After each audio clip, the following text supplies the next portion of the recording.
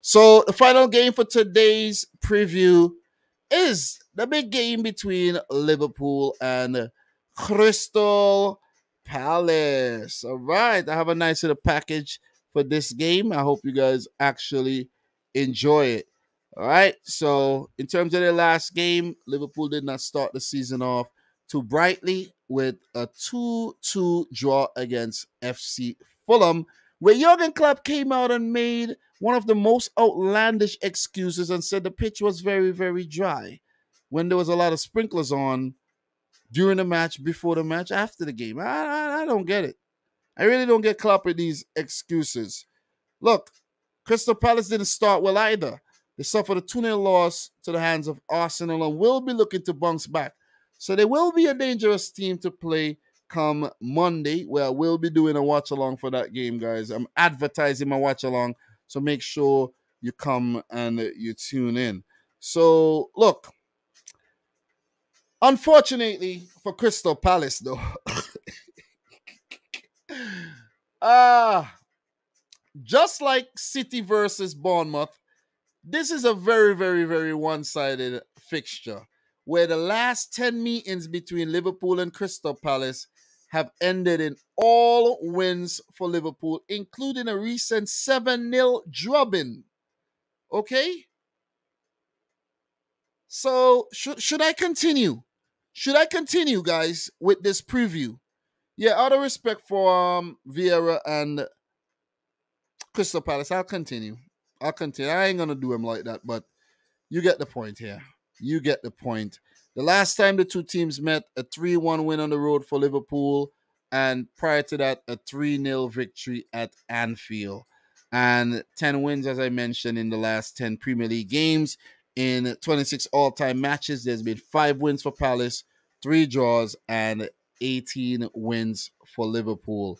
If you want to know the last time Palace actually picked up a win against Liverpool, you got to go back to the 2016-17 season, where Palace did pick up a 2-1 victory at Anfield. And that was always, talked about by commentators and pundits and, football analysts. That was the last time Liverpool had lost the game at home, but that record has, of course, already, been kicked to the curb. But, Crystal Palace used to do a lot better against Liverpool, let's say, between that 16-17 season and, let's say, between 14-15 as well. They did see some success against the Reds. So, could they replicate that? Guys, it's going to be very, very, very challenging here. So, in terms of the managers and their records, let's take a look at Jurgen Klopp here. 14 games against Palace, 12 wins, 2 losses. Patrick Vieira against Liverpool, 2 wins, 2 losses. Liverpool did a league double over Crystal Palace last season, of course. So they need to turn their fortunes around, and they need to do it fast, or else it's going to be no points in the first available 6. But we know Palace are a capable team, but I don't know. I really don't know. I honestly don't know if they could do it. You know what I'm saying? I said that about Fulham last week as well. And they did something. So, and I don't want to actually instill doubt and fear in the Liverpool fans, but I am instilling some doubt and fear in the Liverpool fans. So, in terms of the transfer dealings and the latest in terms of updates, Harvey Elliott just signed a new 5-year deal with Liverpool. So, the young man, I think he's only still 19. He's looking to lock down his future as a Liverpool player. In terms of Liverpool and the rumors, they've been linked to Sporting midfielder Mateus Nunes, who was linked with a move to Manchester City as well, which means he's a quality midfielder. And I think Liverpool could deal with some more quality in their midfield, where Thiago has been very, fragile these days. He's injured. He's been good, but he didn't start off well the first season, and then he pulled things back. And now he's injured again. And who knows what will happen to him when he comes back from injury. So, look, I have a flashback, a throwback transfer here for you guys. Back in 1977, almost approximately 45 years ago, Liverpool signed Kenny Dalglish from Celtic for a British fee, record fee of £440,000. And that was actually a record, right? Which means that Liverpool have been splashing the cash for quite some time. But the Liverpool fans like to come out and say that they don't splash the cash, but they actually do splash. They've been doing it since God knows when. Okay? And whenever I talk about splash, I remember that very good song by Garnet Silk, the late Garnet Silk reggae artist. And he said, splashing, dashing, restless seas. And then you think about Kenny Dalglish, you know what I'm saying? Kenny Dalglish, splashing, dashing, restless seas, you know? What do you guys think about my rhyming there? Not good? Dry? But I'm only messing with you guys. I'm only messing with you guys. But I just thought I'd put that in though, because that's some very, very good information there where Kenny Dalglish obviously went on to be a Liverpool legend, a legendary player, legendary manager. He became player coach and won the title as well as player coach. So, you know, shout outs to Kenny Dalglish, man. Sir Kenny Dalglish, I should say. So, in terms of Crystal Palace, Jesurun Raksaki was loaned to Charlton Athletic, and Palace are actually pursuing former RB Leipzig midfielder Ile Moriba, or I should say former Barcelona midfielder Ile Moriba. So, in terms of player availability, guys, and injuries and all the updates for that, for Liverpool, Thiago would be out until sometime in September. Curtis Jones remains out. Diego Jota out. He'll be fit very soon.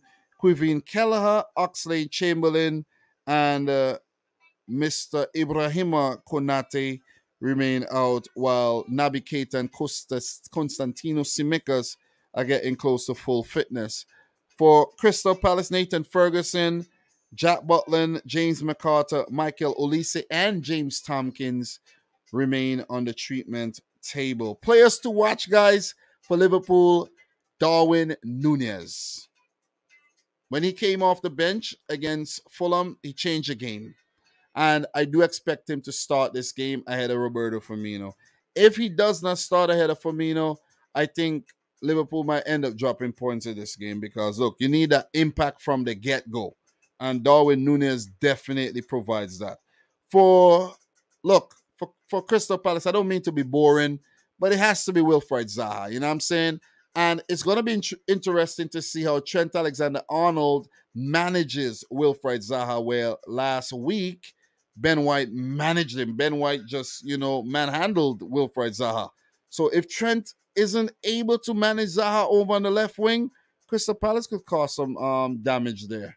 So let's keep an eye on that battle as well, Keep an eye on how Van Dijk will deal with the likes of Jean-Philippe Mateta and Hudson Edward and co. And let's see if Liverpool will continue dominating the fixture against Crystal Palace. Look, my prediction, I don't see nothing else but a Liverpool win.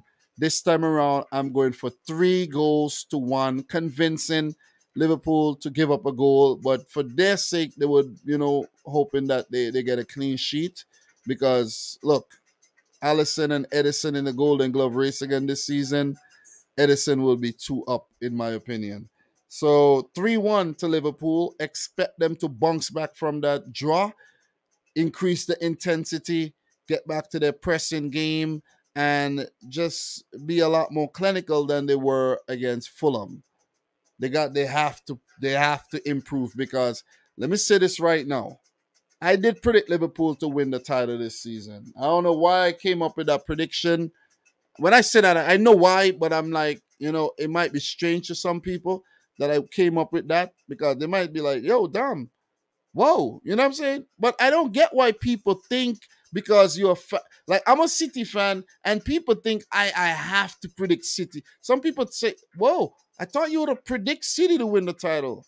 So what about Liverpool, who only came in second by 1 point last season? You see what I'm saying? But I just have a feeling. I just have a feeling. But if Liverpool start the season off with 2 points or 1 point in the first two games and City got six, I don't know. That's not a good way to start at all. 3-1 though. 3-1. Palace to put up a little fight, but Liverpool to steamroll them in the end. 3-1 victory for the Reds. Guys, let me know your thoughts in the chat, in the comments. Let me know your prediction for this one. In terms of Liverpool and their next game, after their first home match against Crystal Palace, they will face Manchester United at the Theatre of Nightmares. And for an early prediction, guys, we know last season Liverpool defeated United, I think, about 9-1 or 9-0 on aggregate or something like that. Like, expect something ugly. Just put it out there. Let's put it out there. And again, if Liverpool don't get anything from that game or just pick up a point, it won't be the best of starts, in my opinion. So for Crystal Palace, their next game will be a match against Aston Villa, who I think would be an easier opponent than Liverpool. So, guys, that's my thoughts on the game. Let me know yours in the chat.